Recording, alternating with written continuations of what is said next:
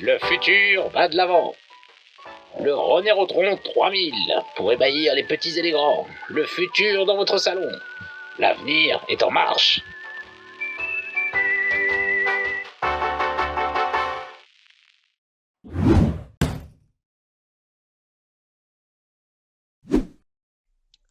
Hello, hello.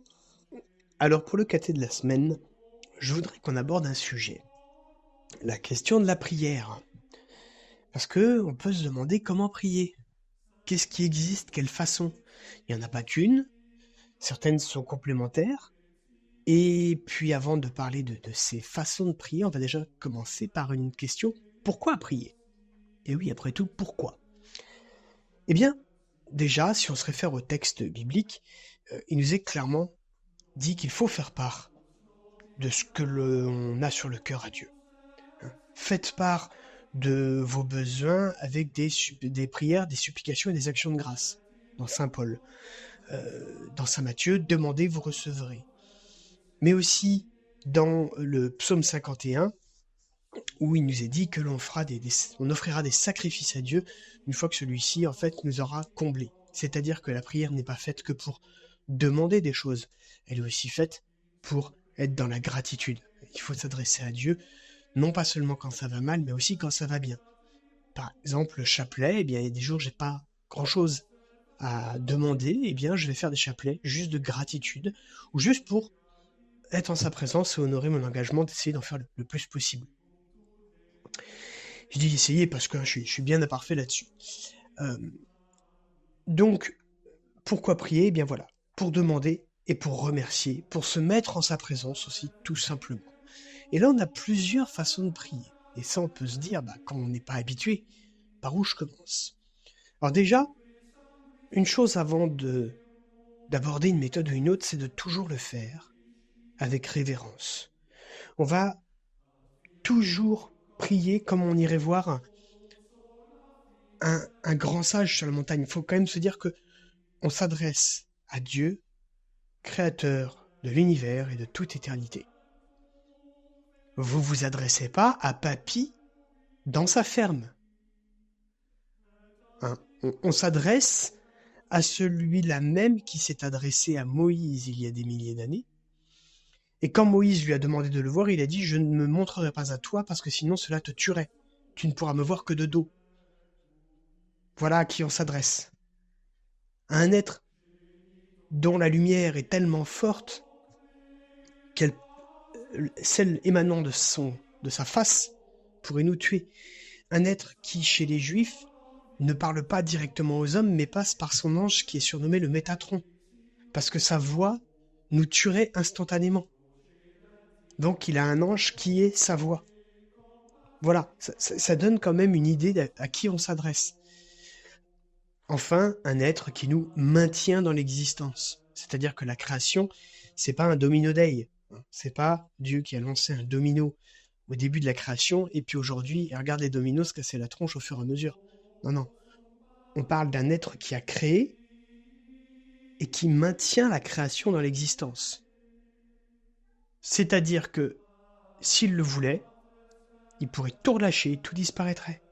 Il le fera pas, puisque du coup, c'est pas ce qu'il nous a promis. Mais voilà à qui on s'adresse. Donc, il faut le faire avec componction, avec beaucoup de révérence. Mais on n'oubliera pas qu'il est aussi le Christ, qui s'est fait homme. Donc on peut se permettre, je ne vais pas parler de familiarité, mais de lui parler comme à une personne.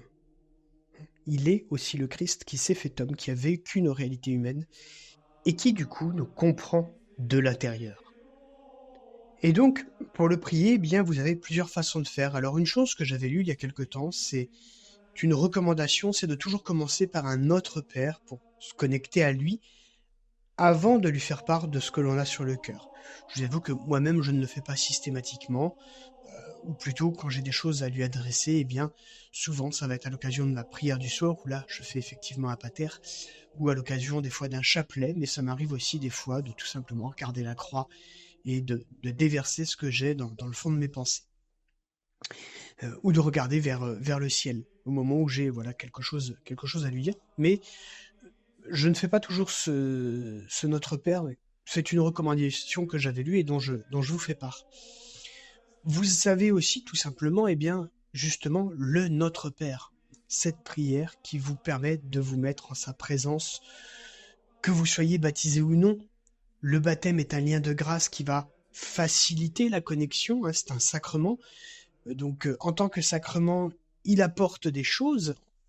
C'est un petit peu, si je pouvais comparer, alors c'est très caricatural évidemment, mais si je pouvais comparer avec le baptême, dans cette connexion que vous avez à Dieu, vous avez la fibre, alors que sans le baptême, vous êtes plutôt dans le modèle 56K. Ça ne veut pas dire qu'il n'aura pas le message, bien au contraire, il l'aura, mais comme il n'y a pas ce lien de grâce, il va falloir y mettre davantage du vôtre pour que votre message soit pris en compte. Encore une fois, c'est une comparaison très caricaturale, mais c'est pour montrer un petit peu la nécessité du baptême. C'est comme certaines situations, on va dire, d'attaque d'ordre surnaturel, et bien dans certains cas, il faudra des bénédictions particulières, des prières particulières faites par un prêtre, mais la prière du laïc fonctionnera aussi, c'est juste qu'il devra en faire davantage, il devra passer davantage de temps, faire davantage de sacrifices. Voilà. Les sacrements et les sacramentels ont une grâce particulière qui facilite les choses, qui facilite la relation à Dieu. Et donc le baptême en fait partie. Donc déjà, sans même vous engager trop loin sur le chemin, si ça vous fait peur, si vous n'êtes pas sûr, si vous n'êtes pas baptisé, pensez au baptême. C'est important. C'est vraiment important. D'autant que, en soi, ça vous engage à rien. C'est pas la communion, la confirmation qui peuvent demander du temps, de la réflexion, du discernement pour bien comprendre de quoi il s'agit. Mais n'ayez pas peur de demander le baptême si vous ne l'avez pas, dès lors que vous croyez en Dieu. Le reste, vous verrez après. Et donc, pour revenir sur le sujet de la prière, vous avez cette possibilité, donc, qui est celle de lui parler, de lui faire part de ce que vous avez sur le cœur. Et vous pouvez le faire comme si vous conversiez avec votre meilleur ami. Imaginez le Christ, la main sur votre épaule en train de vous écouter.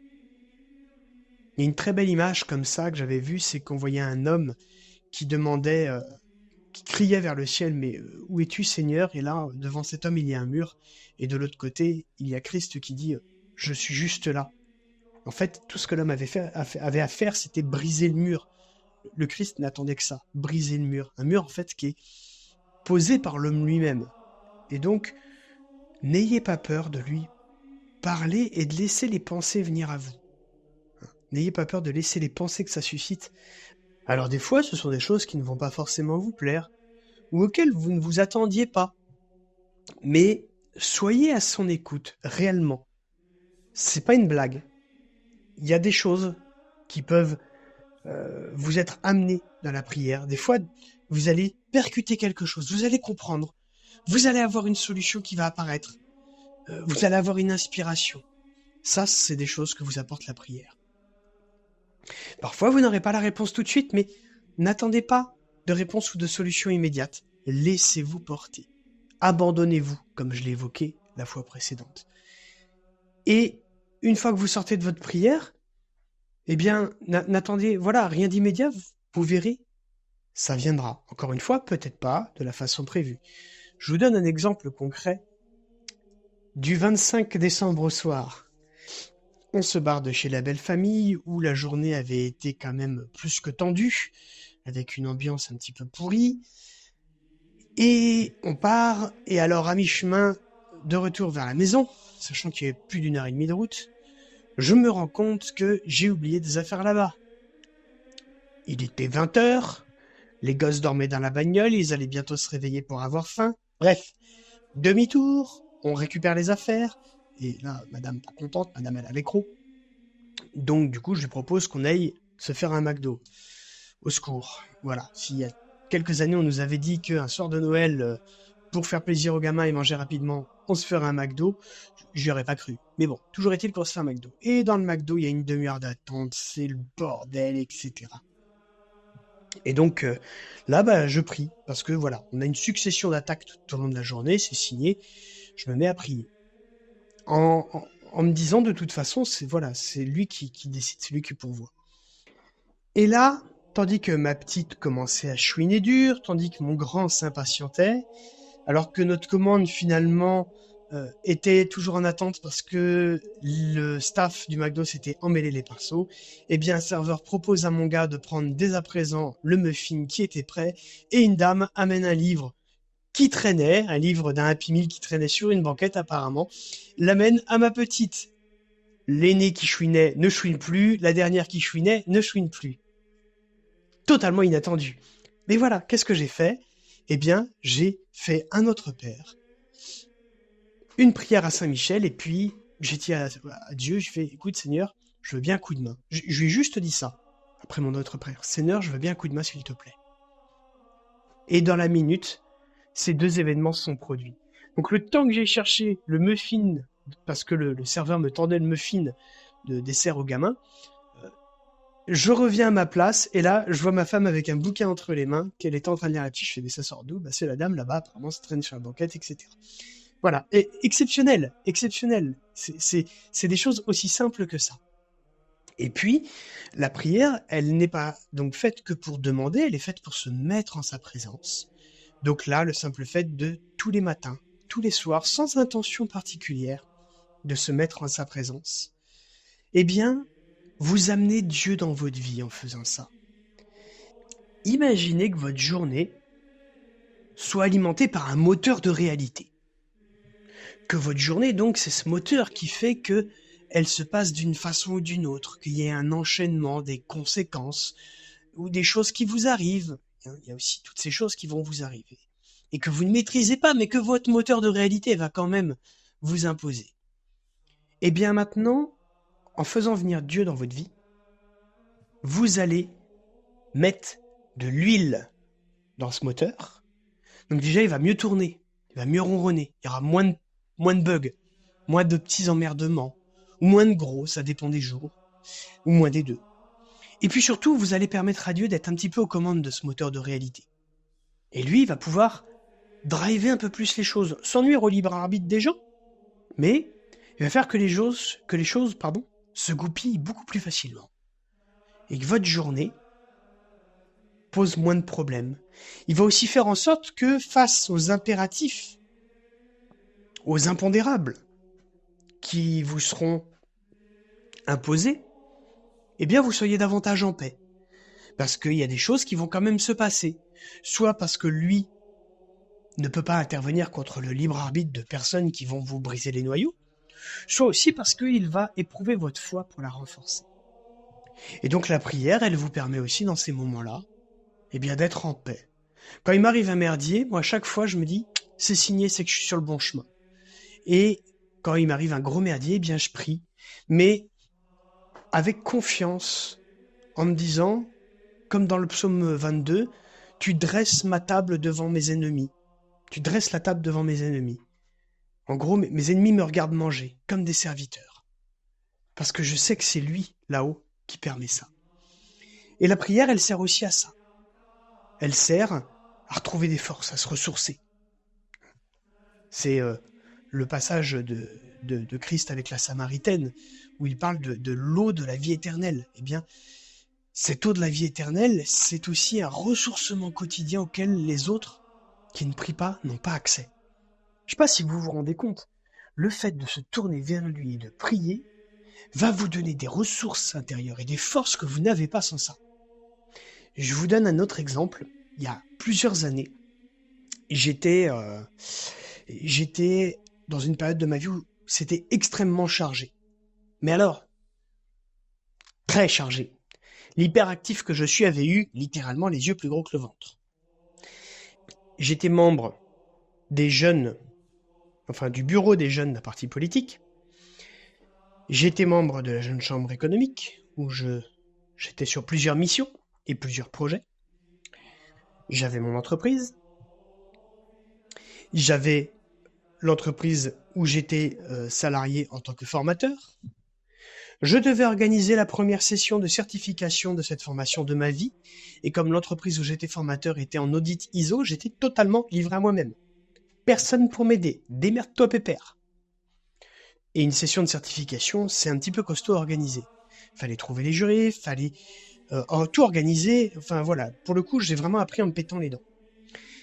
Je venais d'acheter une maison, il fallait que les travaux soient terminés, et donc piloter la finalisation des travaux, et piloter le déménagement. Tout ça dans le même mois. Et je devais piloter tout ça sur le même trimestre. C'est-à-dire que au moment où tout ça s'est pointé, où j'ai dû gérer tout ça, en plus, à l'époque, j'étais jeune papa. Mon fils avait 1 an. Donc, bébé à la maison, pas faire ses nuits, etc.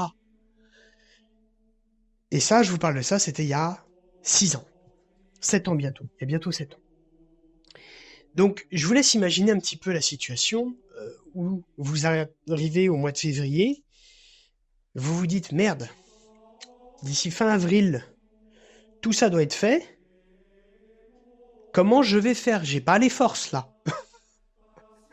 Eh bien, je me suis tourné vers Dieu et je lui ai dit, Seigneur, tu vois ma situation, donne-moi la force. Ce que je lui dis, donne-moi la force d'accomplir tout ça. Humainement, un humain normal ne pouvait pas. Je ne pouvais pas accomplir ça. C'était pas possible. C'était juste pas possible. Eh bien, j'ai prié. Les 3 mois se sont passés comme sur des roulettes. Un papier à musique d'une qualité irréprochable. Tout s'est fait exactement comme je le souhaitais, avec une précision divine. Et quand tout s'est terminé, je suis tombé de sommeil, j'ai dormi quasiment une journée. Et surtout, ben voilà, il m'avait donné les forces dont j'avais besoin pour que tout se concrétise. Parce que ça allait certainement dans le sens de son plan, sinon il m'aurait pas donné les forces. Mais si je lui avais pas demandé, si je n'avais pas prié, ça ne serait pas arrivé. Donc, rendez-vous compte de cette force que vous avez, de cette grâce que vous avez, qu'est la prière, qui vous permet de bénéficier d'une assistance divine.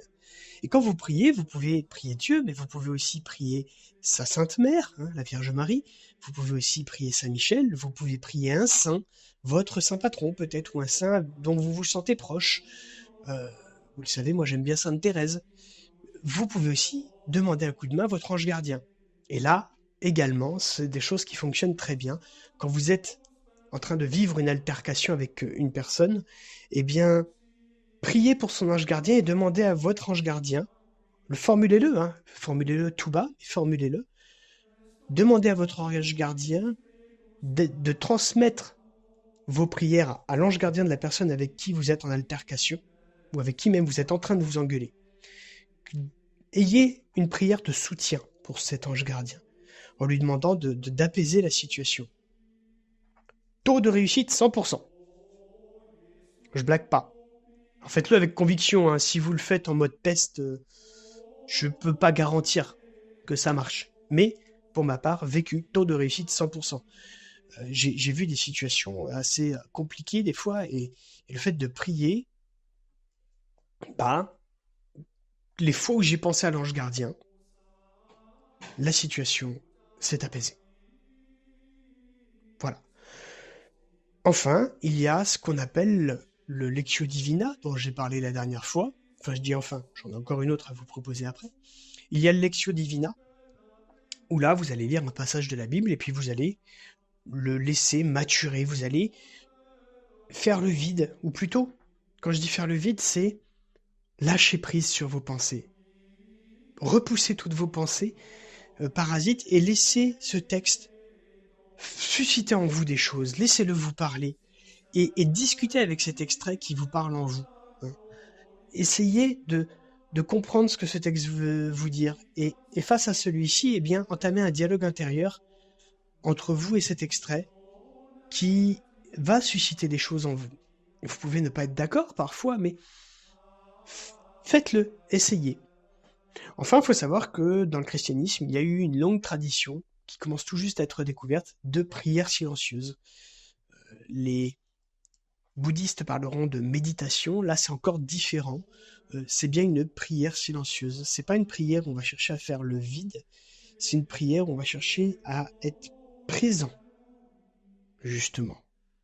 On va pas chercher à à faire ce que font les bouddhistes. C'est l'inverse. On va chercher à s'ancrer dans le présent et en présence de Dieu, mais en essayant, autant que faire se peut, de ne pas avoir de pensée parasite. C'est pas un format de prière auquel je suis habitué, mais j'ai beaucoup aimé l'approche.